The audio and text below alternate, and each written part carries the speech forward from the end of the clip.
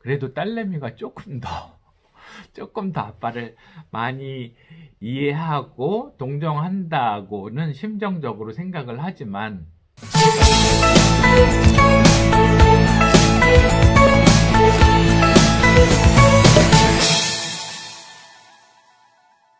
반갑습니다. 책부자 지혜서원 가족 여러분. 서원의 시대가 조선시대로 막을 내리고 이제 향교나 도산서원, 병산서원, 역사의 유적들로만 남아있는 현실에서 여러분들은 이제 인터넷 서원, 지혜서원의 책 부자가 되셨습니다. 오늘은 전혜린의 그리고 아무 말도 하지 않았다 2부를 정리해 보겠습니다. 평생에 자신에게 아주 특별한 이름이 있을 수 있죠. 첫사랑의 여성이든 남자든, 물론 부모님도 계실 테고요. 살아계시든 돌아가셨든 여러 사람이 있겠죠. 저에게는 영원한 가치가 전혜린이라는 생각이 듭니다. 북튜버를 하고 난 이후에도 여러 편의 동영상들을 만들면서 늘 언저리를 맴돌고 있는 주제어는 전혜린이었던 거죠. 브이로그를 찍든 어떤 인문학적인 주제에 대한 개괄적인 얘기를 하든 간에 전혜린은 늘 저의 주변에 머물러 있는 공기와도 같은, 그것도 아주 향긋하고 고즈넉한, 그래서 오늘은 이제 개괄을 넘어서서 전혜린의 사상, 전혜린이 하던 사색, 그것이 내게 전해주는 의미, 그러한 부분을 되짚어 보려고 합니다. 누구나 다 외롭겠지만 전혜린도 많이 외로웠죠. 아는 얼굴이나 목소리가 하나만 있어도 이 하늘이 이렇게까지 우울하지는 않을지도 모른다는 생각이 들었다. 현대를 사는 우리도 많이 외롭죠. 부모님도 계시고 배우자도 있고 자녀들도 있고 해도 외로운 건 절대적인 주제어죠. 삶의 절대적인 주제가 외로움인 거죠. 어떤 사람은 그래서 나름 신앙이라면서 교회든 절에든 파묻혀 살기도 하죠. 그런 분들에게 질문은 하고 싶어요. 그래서 외롭지 않냐고, 정말 외로움이 해소되냐고, 스스로 자신에게 체면을 걸고 있는 건 아니냐고. 교회 문턱을 여러 번 넘어보던 저로서도 그런 생각은 들었습니다. 정말 나는 예수와 소통이 되고 있는 걸까? 늘 기도 다 같이든 혼자든 골방에서든 기도하면 혼자만의 중얼거림이라는 생각은 늘 했어요. 차라리 외롭고 많은 게 낫지, 외로움을 피하기 위해서 그곳에 가는 게 차라리 더 고통스럽다는 생각도 했어요. 그런 면에선 차라리 전혜린은 그 외로움, 그 고독을 인정하고 아예 대면을 한 경우였다는 생각도 들기는 하죠. 그 외로움의 끝에 그녀의 이른 죽음이 있을 수도 있긴 하죠. 선택의 가치를 누가 예단할 것은 아니지만 그쪽 길로 갔구나 하는 생각은 드는 거죠.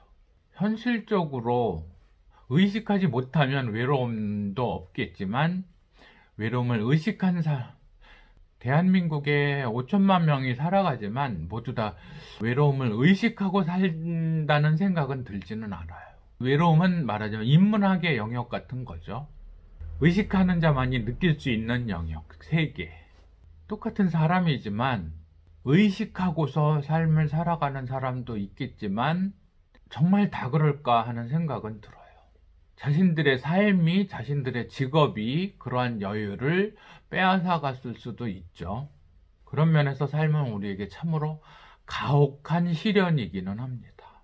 그러한 외로운 현실에 가장 앞줄에 서 그 찬바람을 맞았던 사람이 전혜린이라는 생각은 들죠. 왜냐하면 많이 인식할수록, 많이 의식할수록 인문학적인 주제에 많이 몰입되어 있을수록 외로움도 더 커다랗게 느낄 수밖에 없다는 생각을 하는 거죠. 니체의 얘기, 라이너 마리아 릴케 얘기, 루살롬의 얘기, 또 여러 외로운 주제들이 있었겠죠. 전혜린 씨한테. 그걸 몸으로 막아내면서 살아가다가 외딴 길로 갔을 때, 사실은 자살이라는 것은 실행에 옮기는 순간도 엄청난 일이지만 그 생각을 결론으로 맺는다는 자체가 엄청나게 극도의 외로움일 것 같아요. 자신은 외롭다는 것을 아예 단정지어버리는 행위가 자살의 결심이라는 생각이 들죠.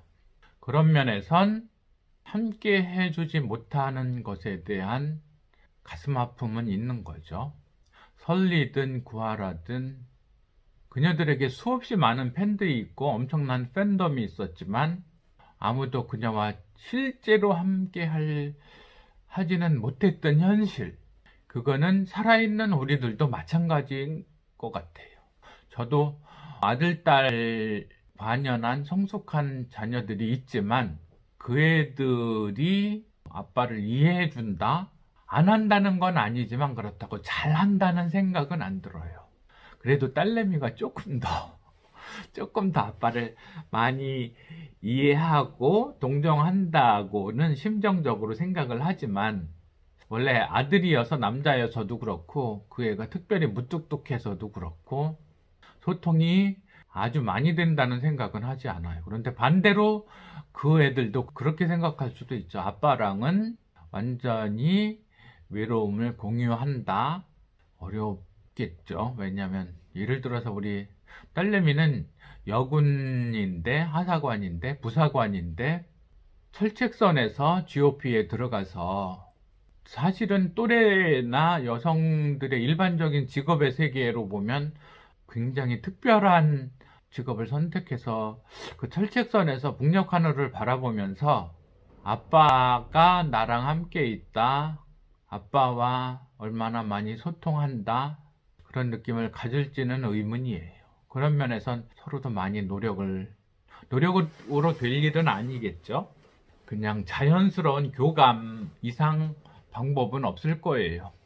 그렇듯 현재의 배우자든 현재의 가족이든 현재의 이성이든 동성이든 여러 친구들과 얼마나 외로움을 나누어 짊어질 수 있을까?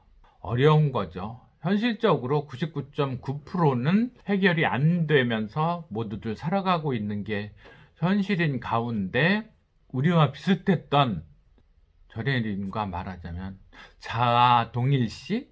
그런 거죠.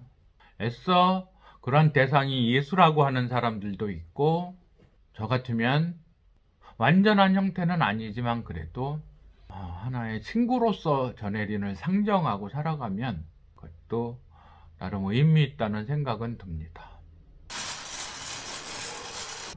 그런 면에선 전혜린이 했던 아무 것에도 자신이 없었고 막막했고 완전히 고독했던 내가 겪은 민회의 첫 가을이 그런데도 가끔 생각나고 그리운 것은 웬일일까?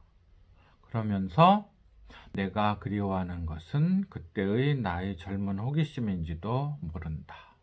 나의 다시 없이 절실했던 고독인지도 모른다. 영어 명언에서 고독과 외로움을 다른 것으로 표현하는 걸 봤어요. loneliness와 solitude.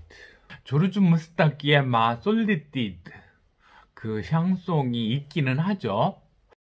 어느 하나는 부정적이고 어느 하나는 긍정적인 것으로, 그래서 loneliness는 말하자면 처량함이고 solitude는 고독이고, 고독은 바람직한, 나쁘지 않은, 그 다음에 쓸쓸함은 처량함으로 그렇게 해석을 하는 영어 명언도 있는데요. 찾아서 올려보기는 할 텐데, 외로움은 우리의 삶의 좌표를 발견하게 하는 나침판 같다는 생각은 합니다.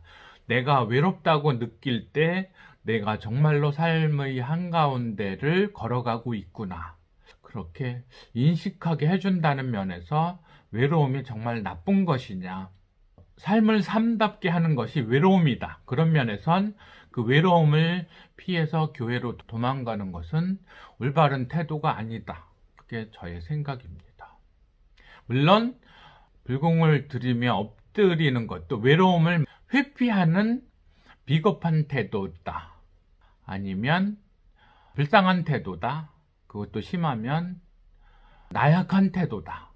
그렇게 말을 하고 싶어요. 그래서 종교가 갖는 과대포장, 그걸 뜯어냈을 때 정말 이상적인 종교와 현실의 종교가 똑같냐 하는 면에서는 저는 종교에 대한 미련은 없는 편입니다.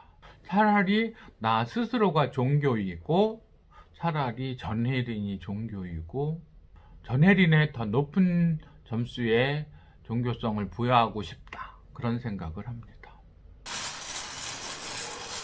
흘러 걸어온 길이라는 주제의 스필에서는 나에게는 고향이 없다. 아스팔트 킨트, 독일어죠. 그래서 영어로는 아스팔트 차일드 그런 거겠죠. 아스팔트만 보고 자란 도해에 고향 없는 아이들. 도시도 고향이 아닐 수는 없겠지만 향토적인 느낌은 없죠. 도시에는. 그것이 유일하게 도시가 갖는 한계.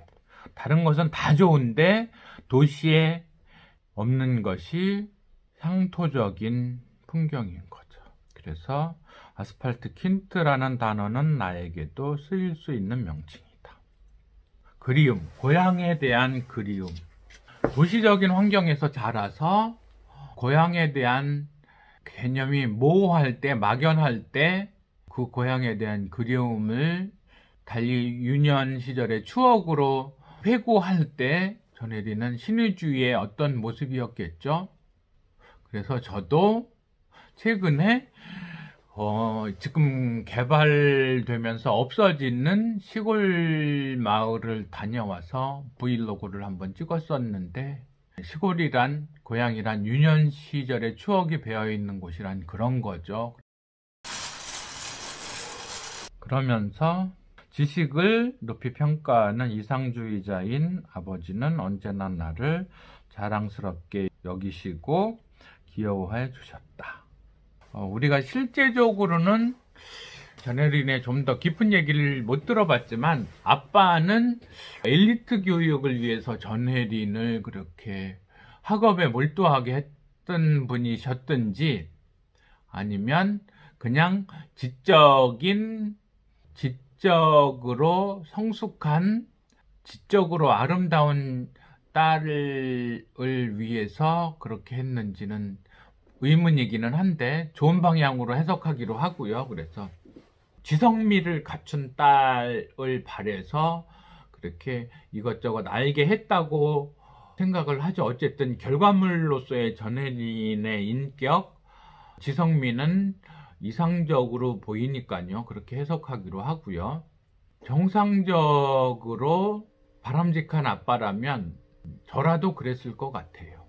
자신의 딸이 지성적으로 원숙한 정신세계를 갖추면서 평생을 살아가기를 바란다는 마음에서는 그 스카이캐슬 이런 데에서처럼 입시 높은 점수 인류 대학 그런 부모들과는 좀 다른 지향점이라는 생각을 하죠. 더 많이 읽고 더 많이 생각하고 그렇게 아이가 자라주길 바라는 그런 의미에서의 홈스쿨링, 대안학교 그런 부분은 바람직한 선택이라는 생각은 합니다. 이제는 아이들도 머리가 커서 오히려 아빠가 이런저런 조언을 하려면 때로는 뭐 꼰대 같아 그런 생각은 할 수도 있지만 표현은 안 하는데 그런 생각을 가질 수도 있고 자신의 정신세계와 거리를 두려는 움직임이 있을 수 있죠. 저는 아들에게서는 충분히 그걸 발견했습니다. 그래서 이미 다른 울타리에 다른 세계를 걷고 있구나. 아들은 그런 생각은 하고요. 딸은 그래도 아빠에게 친화적이죠. 그렇죠? 이성적으로 아빠와 딸 엄마와 아들 이렇게가 뭔가 친화적인 유전적 특성을 보이기는 하죠. 그런 면에선 딸과는 아들보다 더 소통이 많다 하는 그런 생각도 하고요. 그런 면에선 큰아들과 둘째 딸을 두었을 때에 아들은 서운했을 거라는 생각은 들어요. 왜냐하면 장남 외아들이지만 자신이 사랑을 독차지하다가 여동생이 나왔고 시간이 흐르면서 정확하게 2분의 1보다도 아들한테 아빠의 사랑이 더 적다는 것을 느낄 때 어쩌면 아들은 피해의식을 갖고 자랐을지도 모르죠. 저는 딸에게 좀 더 각별했다는 것, 아들보다는 딸에게 더 각별했다는 것은 인정하지 않을 수가 없죠. 위태위태하면서도 그렇고, 말하자면 그 위디푸스 컴플렉스가 아빠에게도 작용하는 거죠. 아빠와 아들과 아빠와 딸, 조금 천륜에서 결이 다르다는 거는 생물학적으로 우리 모두 인정해야 되는 부분이 아닐까 하는 생각은 하는데, 그런 면에서 전혜리는 아빠에게는 특별한 대접을 받았다. 저는 제 딸에게 그랬는데 전혜린 씨의 아빠는 전혜린에게 지성적인 성숙을 더 강조했을런지 아니면 엘리트로서의 경쟁력을 강조했는지 궁금하기는 합니다. 어쨌거나 전혜리는 좋은 방향으로 알을 깨고 나와서 잘 성숙했다, 그런 생각은 당연히 하게 되는 거죠.